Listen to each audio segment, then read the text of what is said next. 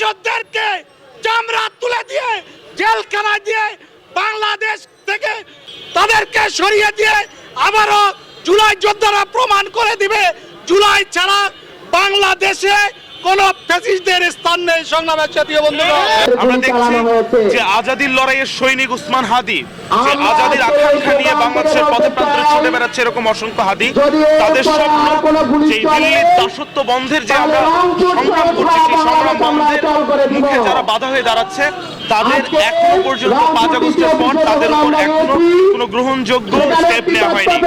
Operation devil hunt নামের যে তামাশা সরকার এর আগে করেছে, তার কোনো ফলাফল আমরা দেখিনি। ডেভিল হান্ট শুরু হয়েছে এবং আমরা আরো বেশি অবাক হবো, সেটা তো হয়তো ফলপ্রসূ কিছু পাবো না।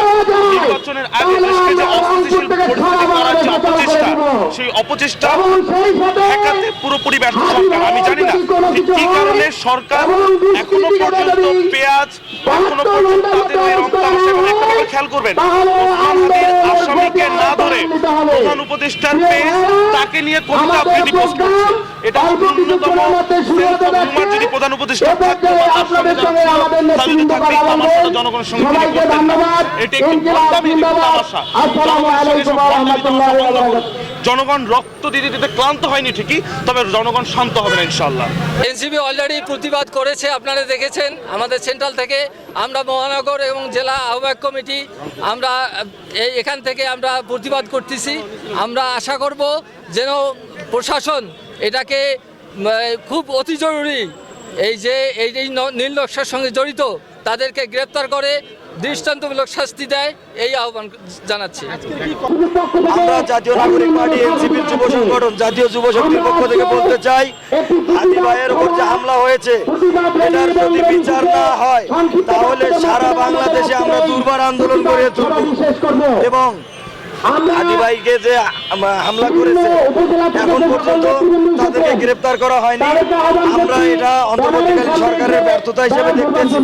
আমার মনে হয় যে গোয়েন্দা সংস্থাগুলো তাদের ব্যর্থতার পরিচয় দিয়েছে, যে যারা দিবালোকে যারা আক্রমণ করলো তারা মোটরসাইকেল নিয়ে চলে গেল, এখন পর্যন্ত তাদেরকে গ্রেপ্তার করা হয়নি। আমরা আজকে এই রংপুরের মাটি থেকে এই বার্তাটি দিতে চাই, অবিলম্বে তাদেরকে গ্রেপ্তার করে তাদেরকে শাস্তির আওতায় নিয়ে আসতে হবে এবং আরও যারা জুলাই যোদ্ধা আছে তাদেরকে পূর্ণ নিরাপত্তা দিতে হবে। বিশেষ করে সামনে যে ১৪ জাতীয় সংসদ নির্বাচন আছে, এই নির্বাচনে যারা প্রার্থী হবে তাদেরকে পূর্ণ নিরাপত্তা দিতে হবে।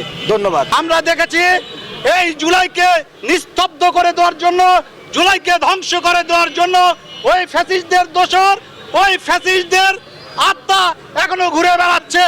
আমরা বলতে চাই, হাদি আহত হয়েছে, এক হাদি আহত হয়েছে, কিন্তু লক্ষ লক্ষ হাদি ঘরে ঘরে জন্ম নিয়েছে।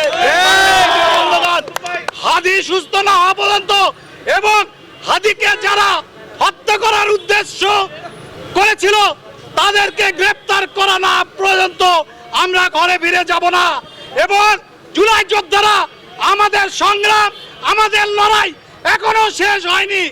ওই দোষরদেরকে চামড়া তুলে দিয়ে জেলখানায় দিয়ে বাংলাদেশ থেকে তাদেরকে সরিয়ে দিয়ে আবারও জুলাই যোদ্ধারা প্রমাণ করে দিবে জুলাই ছাড়া বাংলাদেশে কোন ফ্যাসিস্টদের স্থান নেই। সংগ্রামের জাতীয় বন্ধুরা, জুলাই যোদ্ধাদেরকে সাথে নিয়ে আমরা আবারও রাজপথে নেমে এসেছি। একজন হাদির উপর খামচা মেরে, একজন হাদির উপর বুলেট ছুঁড়ে বাংলাদেশকে স্তব্ধ করে দেওয়া যাবে না। এই কণ্ঠস্বর আজকে জানিয়ে দিতে চাই, বাংলাদেশের আনাচে কানাচে প্রত্যেকটি পাড়া মহল্লায় জুলাই যোদ্ধারা এখনো সচেতন রয়েছে। একই সাথে ফ্যাসিবাদের কোনো অবস্থান, ফ্যাসিবাদের কোনো চিহ্ন এই নতুন বাংলাদেশে আমরা রাখতে দিতে পারি না। আবারও জুলাই না হলে আবারও জানুয়ারি নেমে আসবে। সেই জানুয়ারির মধ্য দিয়ে সকল জানোয়ারদের প্রতিহত করার প্রত্যয় ব্যক্ত